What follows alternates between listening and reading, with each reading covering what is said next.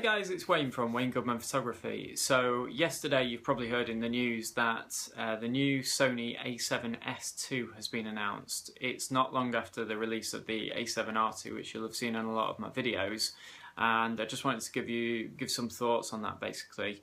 The camera itself is based around the same architecture of the original camera. The original camera, if you've been under a rock in the and you're in the photography world, is the A7S, which came out. It only came out I think a year ago.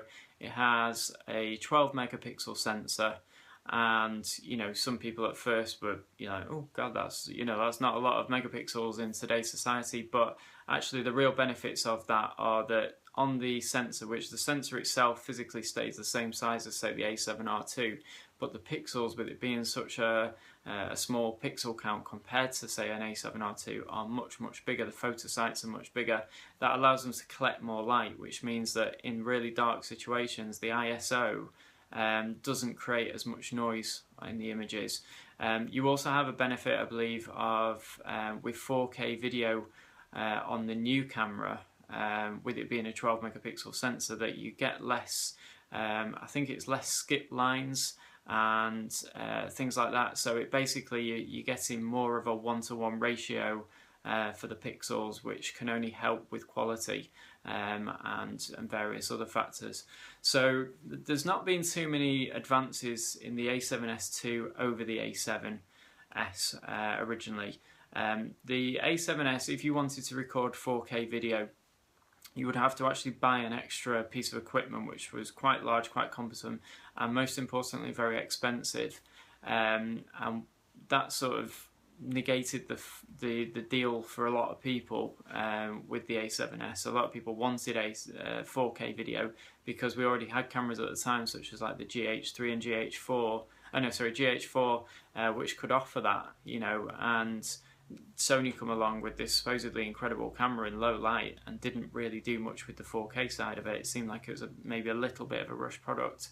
I've used an A7S and I can't believe how good the image quality is in the dark. Like literally the thing people say it sees in the dark, but literally it can do. It's quite amazing how you can stick it on a tripod in a really dark environment and just bump up the ISO, keep up bumping the ISO, and the quality just stays so good, but yet it can see more than you can.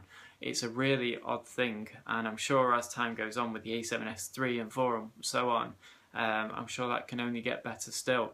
But as it stands now, I think it goes up to a native ISO of 400 and something thousand ISO. The A7R II, even at like 100,000 ISO, looks absolutely ridiculously bad. You would never ever use it.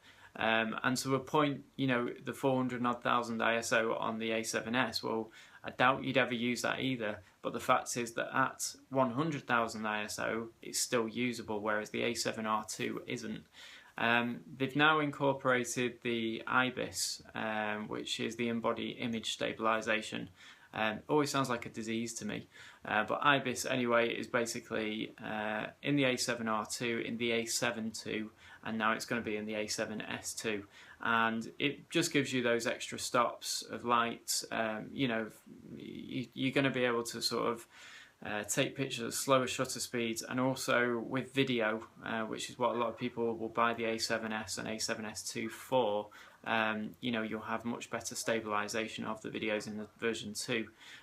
So if your lens that you're using, your beloved lens that you've had 30 years or something, obviously won't be optically stabilized, the body will now help with that, which can only be a good thing. The only point of contention that I've seen people really bringing up is, just one more thing actually, it has very good slow motion video as well, because Sony have actually basically told the world that that's one of the things that they're concentrating on next. You've all probably seen these documentaries where you'll see a deer running through a field and incredibly slow, and you'll see every single water droplet flying off it and slowly. And there's cameras that TV companies buy that are so much money. They're thousands and thousands and thousands of pounds.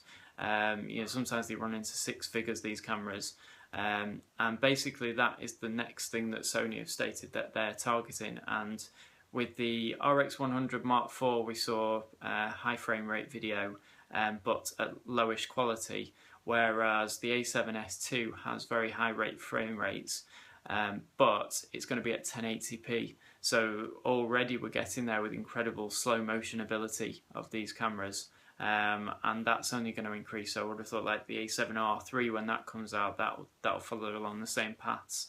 You know, so that's something Sony are really concentrating on. Just going back to what I was going to say before though, the main point of contention I've seen with this camera is the price. I think it works out in euros to something like 3,400 euros, which is of course a lot of money, there's no doubt about it. It's a very expensive body. But I think that this camera is it targets a specialist market. You're not going to get Joe Bloggs just walking into a camera store on the high street and you know, buying an A7S or an A7S II. I wouldn't think. You know, they're going to buy different cameras.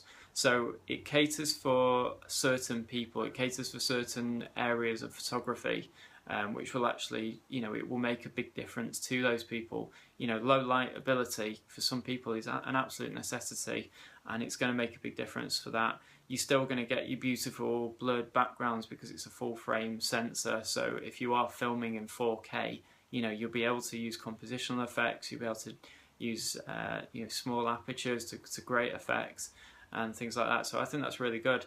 The other thing as well is if you look at the A7S, the original camera, you bought the camera and then you had to buy this extra kit to make it work with 4K. Well, suddenly now everything's built in, and that can only be a good thing, can't it? So, you know, it kind of, instead of having that big massive equipment now, you can have it all in one small body. I honestly don't know enough about video to say that it's going to be exactly the same. Maybe there's going to be differences, but I can't see Sony leaving too many things out of the equation, because they do seem to be at the forefront of all this 4K stuff at the moment, and quite a lot of other things as well. They produce most of the sensors out there for cameras pretty much, so you know, they're on the ball, they know what they're doing clearly with marketing, and just producing good products. You know, a lot of the people that review Sony cameras seem to be paid. I'm, you know, currently not happy to be, but you know, I'm just doing this off my own bat, and I just think that the A7S II, you know, it was expected anyway. Of course it was, but people were saying, will it have a bigger sensor, you know, more megapixels? But you know, I guess with the current technology out there at the moment, if they made more megapixel, a higher megapixel sensor, the noise quality would be degraded, and therefore that kind of starts to put the A7S series into question, because it is a low noise camera. There's plenty of photographers out there who will have an A7R II and an A7S II because it gives them the ability for various aspects of photography. So let me know your thoughts on the camera. I'd be really interested. I don't think I'll be buying one anytime soon, but that's purely because I don't think, for me personally, it would actually make a difference right now. There is possible things in the pipeline where it could be very useful though. But what I think I'd rather do is, you know, the A7R II I was happy to buy at full retail because it's a tool and it's working brilliantly for me. It's the best money I could have put on, it's the best camera I could have put my money into, I would say, on the market for me personally at the moment. I know there's other rivals, but that I wasn't interested in because they were bigger. But the A7S II, because it's not something that I'm going to jump on, because it's not something I actually need straight away, I think if I was going to buy one, I would certainly be waiting for, first of all, the price to drop in the stores, and then possibly looking to save more than that going second hand with it. So that gives, you know, a good opportunity to just have it as a backup camera for those situations where I would use it. But like I said, there's not going to be too many of those as it stands right now, but you just never know in the future. So keep commenting on all my videos, and there's some more coming up hopefully very soon with some lens reviews, which I'm going to do as quick as I can. But I've got quite a few to get out of the way. I've got a bit of a battle that I want to produce and stuff with lenses. So make sure you keep subscribing, because you'll see all those.